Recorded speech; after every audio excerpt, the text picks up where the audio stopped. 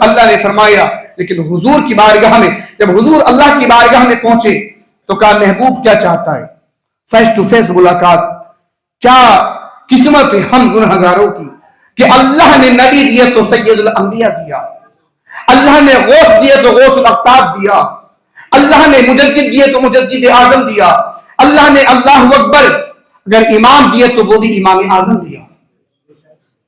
ورنہ ہم اپنے حالات پر غور کریں, ہم اپنے جو ہے حالات پر غور کریں کہ ہمارے حالات کتنے بد سے بدتر ہوتے جا رہے ہیں, بد سے بدتر ہوتے جا رہے ہیں.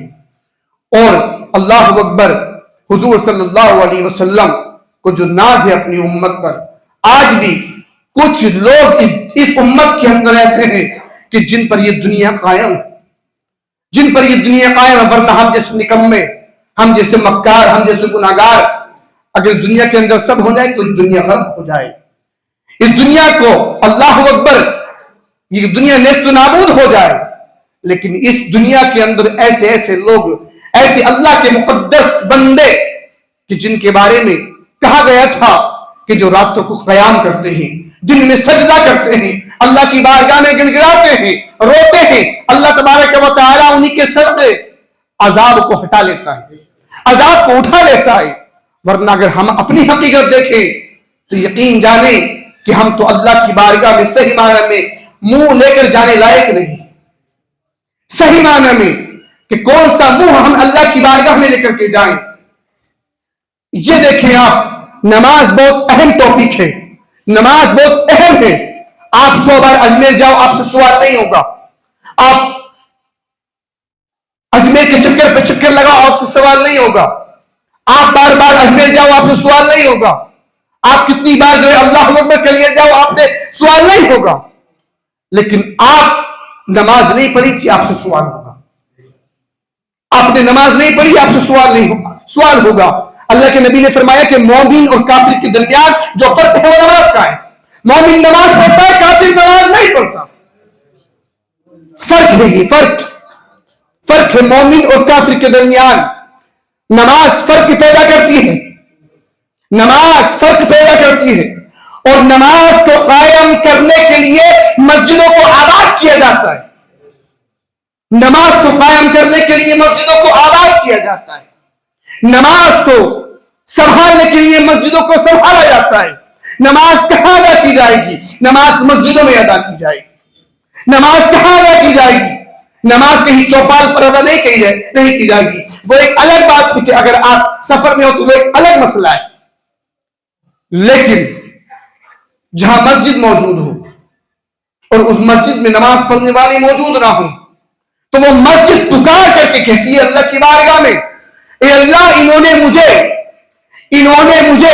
ویران کیا ہے تو ان کی نسلوں کو ویران کر دے. مسجد دعا کرتی ہے. کیا سمجھتے ہو آپ؟ یہی مسجد کل میدان محشر میں کہے گی پکار کر, مولا فلاں نے مجھے آباد کیا تھا, مولا اسے تو آباد رکھ, اسے جنت میں بھیج دے مولا. یہ مسجد ہے جو مسجد دعا کرے گی اللہ کی بارگاہ میں. مسجد کی ایک ایک اینٹ اللہ کی بارگاہ میں فریاد کرے گی, دعا کرے گی, اللہ کی بارگاہ میں التجا کرے گی, اے اللہ اسے جو عذاب نہ دینا.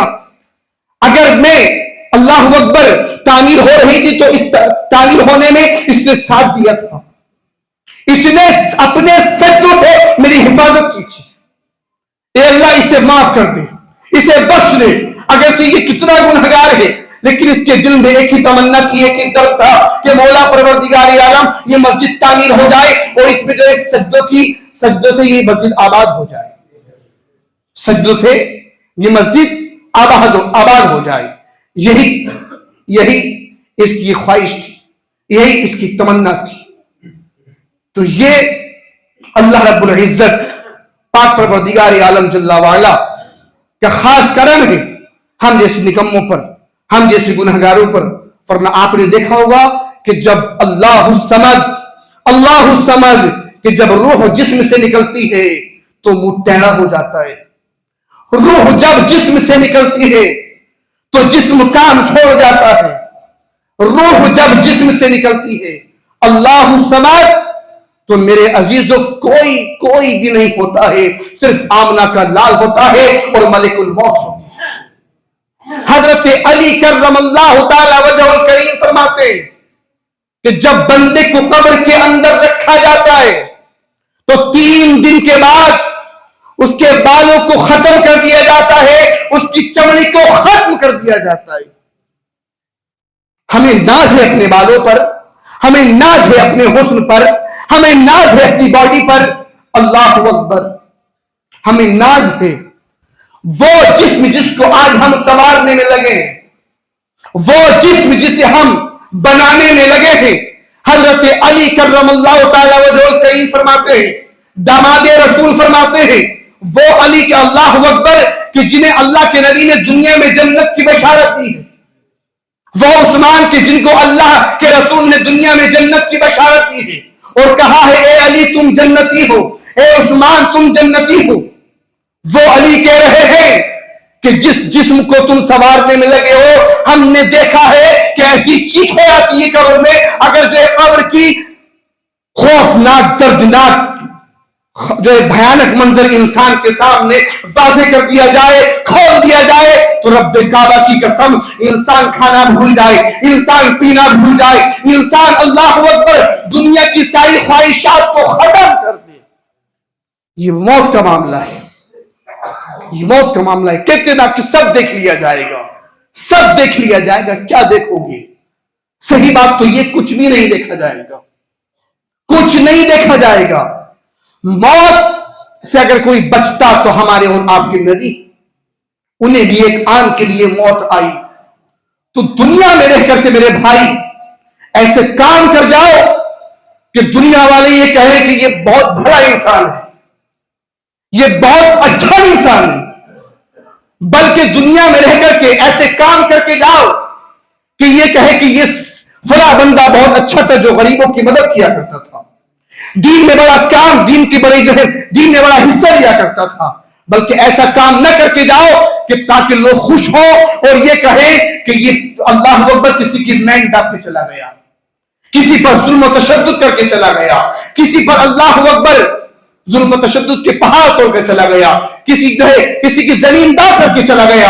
اتنا ظلم کر کے نہ جاؤ، بلکہ ایسے اس دنیا سے جاؤ۔ دنیا سے جانا ہی ہے، یہ کمپلسری ہے۔ اگر دنیا سے جانا ہے تو ایسے ہو کر کے جاؤ تاکہ جنازہ رکھا ہو اور جو ہے اللہ اکبر سارے لوگ یہ کہتے ہو جنازے کو دیکھ کر کے، اور جنازے والا جس کا جنازہ رکھا ہو اس کا چہرے پر نور ہو اور وہ یہ کہتا ہو، دنیا روتی ہو اور وہ ہنس کے جاتا ہو اور کہتا ہو میرے جنازے پہ ہونے والوں فریب میں ہو بغور دیکھو، مرا نہیں ہوں غم نبی میں لباس ہستی بدل گیا ہوں، مرا نہیں ہوں غم نبی میں لباس ہستی بدل گیا ہوں۔ اس چکر میں مت رہنا کہ تیجا ہو جائے گا تو بخشش ہو جائے گی، اس چکر میں نہ رہنا 10واں ہوگا تو بخشش ہو جائے گی، اس چکر میں نہ رہنا کہ 40واں ہوگا علماء آئیں گے، امام آئیں گے، کھانا کھلائیں گے، بخشش ہو جائے گی۔ کل کی سچائی ہے میرے عزیزوں، اگر اپنے اعمال اچھے ہیں، اگر اپنا آقا اچھا ہے تو میرے عزیزوں بس وہی کام آنا ہے۔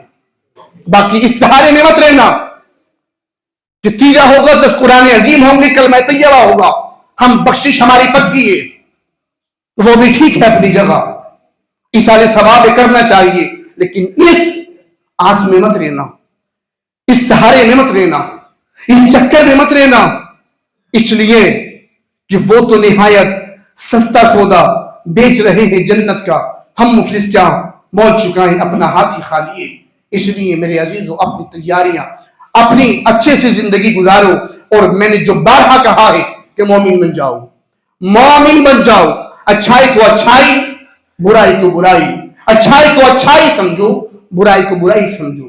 یہ مومن ہونے کا ایک ہلکا درجہ ہے، ایک ہلکا سا درجہ ہے، بہت چھوٹا سا درجہ ہے۔ اگر انسان اس میں امتیاز نہیں کرتا ہے تو پھر وہ فکر کرے اپنے ایمان کی کہ اس کے سینے میں ایمان ہے بھی یا نہیں۔ اللہ ہمیں عمل کی توفیق عطا فرمائے، عقل سلیم عطا فرمائے، پاک پروردگار عالم ہمیں دانائی عطا فرمائے، سمجھداری عطا فرمائے۔ اس لیے کہ جب کوئی غلط کام ہو اور لوگ اس کا ساتھ دیں تو وہ سمجھدار نہیں، چاہے وہ بظاہر طور پر کتنے ہی بڑے پیسے والے ہوں، کتنے ہی بڑے دھنا سیٹ ہوں، مگر ان سے بڑا احمق، ان سے بڑا بیوقوف، ان سے بڑا کوئی گدھا ہو نہیں سکتا۔ اس لیے سمجھدار وہی ہے کہ جو اپنی آخرت کو اچھا کرے اور اچھائی کا ساتھ دے. اپنی جوانی کے چکر میں نشے میں برباد مت ہو. اپنی جوانی کے چکر میں جو یہ مت سوچو کہ آج ہم جوان ہیں تو ہم جو ہے اللہ اکبر جو چاہیں گے کر لیں گے. ڈانس پارٹی کی مجلس سے مت جاؤ. اپنے آپ کو ہوش کے ناخون لو, ہوش کے ناخون لو. پیسہ, پراپرٹی, رشتہ دار کوئی نہیں بچاتا. جب ملک الموت آتے ہیں تو حضرت بھی یہی کہتے ہیں پھر اللہ روح آسانی سے نکل جائے.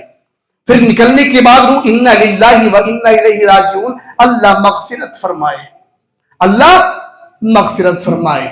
اس لیے دنیا سے جاؤ تو بالکل آزاد ہو کر کے اچھے طریقے سے, اور یہ دل میں خوشی ہو, یہ تمنا ہو کہ ہم دنیا میں رہے تو یہی ترانہ رہا کہ نہ مرنے کی طرف دیکھ نہ جینے کی طرف دیکھ, جب چوٹ لگے دل کو مدینے کی طرف دیکھ. اللہ ہم سب کو عمل کی توفیق عطا فرمائے, دارین کی برکتوں سے سعادتوں سے اللہ پاک مالا مال فرمائے. آمین. وما علینا الا البلاغ. کھڑے ہو جائیے, سنتے